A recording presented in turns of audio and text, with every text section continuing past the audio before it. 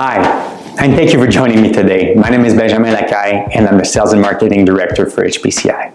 And what I want to do is start a video series on communication skills and connecting with others. Now, I want to do this because I was fortunate enough by working with HPCI to sit in rooms with thought leaders, writers, millionaires, billionaires, even CEOs around the world. And one thing they all had in common, well, most of them, is communication skills and connecting with others. Now, I even got certified by John Maxwell as a leadership certified team member.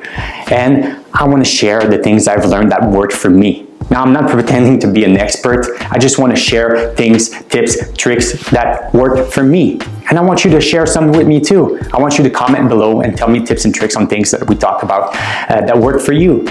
And now I'm going to start with one that's very basic. It's the power of silence.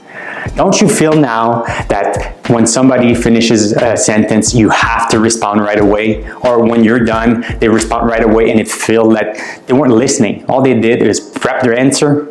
Now give the power of silence. Give 2 to 3 seconds right after the person is done. Acknowledge, motivate, and ask. Just do these 3 steps for them to feel like you are adding value to the conversation, like you're connecting. That worked for me.